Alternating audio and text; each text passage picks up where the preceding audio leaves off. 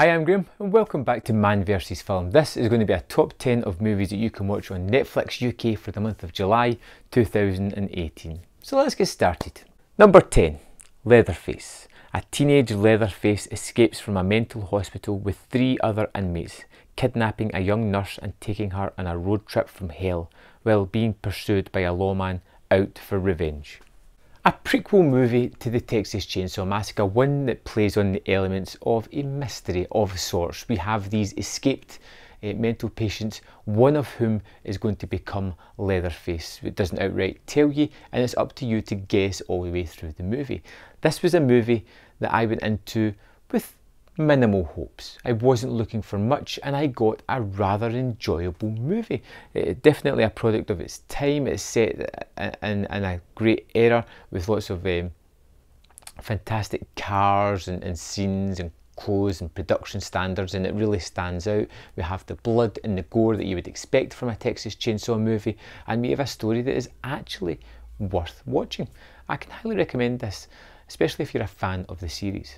Number 9, Star Trek Beyond. The crew of the USS Enterprise explores the furthest reaches of uncharted space, where they encounter a new, ruthless enemy who puts them and everything the Federation stands for to the test. I had a lot of fun with Star Trek Beyond. It takes Star Trek back to its kind of beginnings. It feels like part of the old episodic TV, and that's not a bad point. It makes it grander than that, but it has the crew of the Enterprise stranded on a planet against a formidable foe, and one of my favourite things about it is it separates all the crew into pairings that you wouldn't normally put them together. So you get to see characters who aren't normally sharing the screen overly too much, try to connect and kind of bounce off each other, and it's always fun. It's visceral, it's got some great action set pieces, and it's one of the better Star Trek movies. Number 8, Warcraft. As an orc horde invades the planet Azeroth using magic portal, a few human heroes and descending orcs must attempt to stop the true evil behind this war. The Warcraft movie was a huge budgeted picture that failed as soon as it came out, which is a shame because as much as the story is familiar, as in plenty of other religious stories that we've seen before, it's still an entertaining piece of fiction with lots of CG characters that just don't quite look real. I loved the action set pieces, I loved some of the characters that are created in this, and I actually wish it had done better than it did because I would love to have seen where the sequels went after this. It's such a rich world and environment that I think it really deserved a sequel. The movie's not perfect, but it's still an interesting watch. Number 7, The Edge of 17.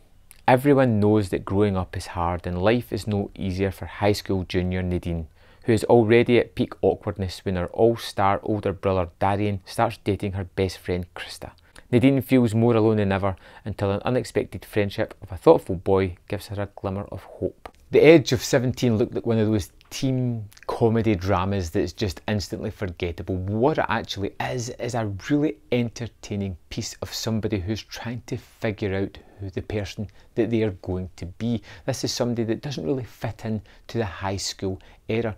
Her sort of life will bloom when she gets out of this environment, but just now it feels like an extremely small pond where she is under a microscope over every action that she has. She doesn't go on with anybody, she's not wanting to appease anybody, but that's good. It's a good character to watch, it's incredibly funny, and I loved this tale. One of my favourite parts of it was the interactions with her and her teacher, played by Woody Harrelson, which was kind of touching, kind of funny, but very realistic. Number 6, Central Intelligence. Calvin's high school reunion approaches and he makes contact with his old schoolmates. Someone by the name of Bob Stone contacts him, and Calvin remembers that he was picked on when he was at school. Calvin is surprised by how much Bob has changed and has a great night out until the CIA burst into his house looking for Bob and says that he is a rogue agent. Kevin Hart and The Rock star in this action comedy that is pretty much surface level entertainment. But sometimes you want that. Sometimes you want The Rock cracking wise. Sometimes you want Kevin Hart looking kind of baffled as The Rock just takes out countless of people with the swing of his arm. It's fun, it's entertaining, it's got some good laugh out loud moments, and it's an easy switch off the brain an enjoy movie. Number 5, Ghostbusters. A paranormal researcher and a physicist are trying to prove that ghosts exist in modern society. The remake of Ghostbusters, which was derived when it arrived in the cinemas, and I was willing to go and give it a shot, and I turned out to be rather fun, rather entertaining. Sure, it's not a patch on the original, but I've always got the original if that's what I want. I didn't want a carbon copy of it, and this has enough homages to original to make it fun and to make it entertaining. I like the comedy, I love the special effects, I like the story, and I particularly like Chris Hemsworth's turn as the ditzy secretary. It's a movie that is nowhere near as bad as it was made out to be, and it's worth giving it a shot. Number 4, Denial. Deborah E. Lipstadt's legal battle for historical truth against David Irving, who accused her of libel when she declared him a Holocaust denier. In the English legal system, defamation, the burden of proof is on the accused. Therefore, it was up to Lipstadt and her legal team to prove the essential truth that the Holocaust actually occurred. Strangest thing about this movie was that it was true. You know, I couldn't believe that this actually happened, but it did in the late 90s, and it is a fascinating story. There is tremendous actors in this movie, all giving great performances. It's quick, it's insightful, and you just won't believe that this actually happened. But it's a terrific movie and well worth checking out. It seemed to be one that skipped by in the cinema without much fanfare or notice, and here it is now on Netflix, just ready for it to be checked out. Number 3, The Limehouse Golem. A series of murders has shaken the community to a point where people believe that only a legendary creature from dark times, the mythical so-called Golem, must be responsible. Another one that came out in the cinema and seemed to disappear almost as quickly without people noticing it was The Limehouse Golem.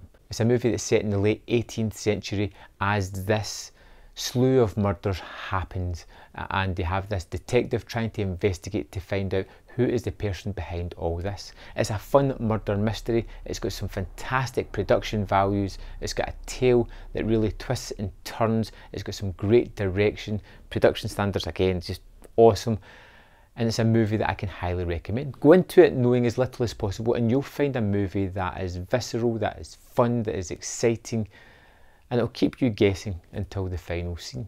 Number 2, The Shallows. Nancy is surfing on a secluded beach when she finds herself in the feeding ground of a great white shark. Though she is stranded only 200 yards from the shore, survival proves to be the ultimate test of all, requiring all of Nancy's ingenuity, resourcefulness and fortitude.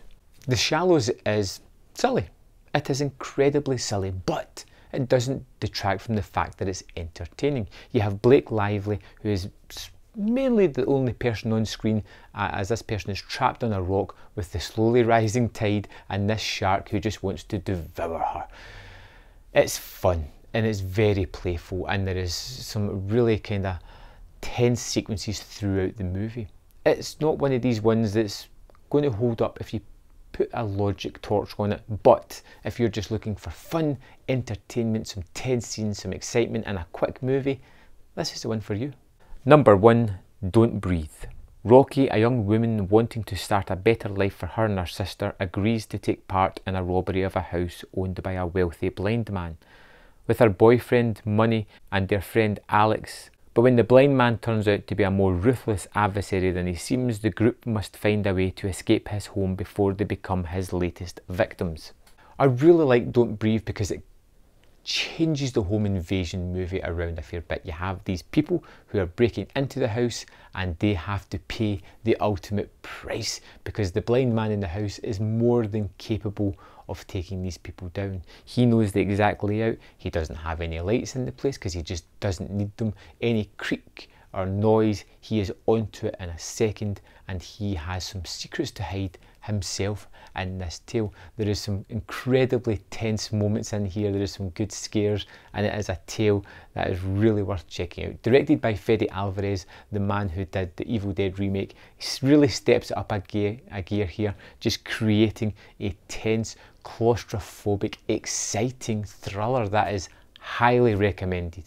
So there we have it, 10 movies for the month of July 2018 on Netflix UK. I hope you find something there that you want to check out, something that you may not have heard of before. And if you have any suggestions of something that I should check out, let me know in the comment box below. and I'll see you next month for another top 10. Thanks for watching.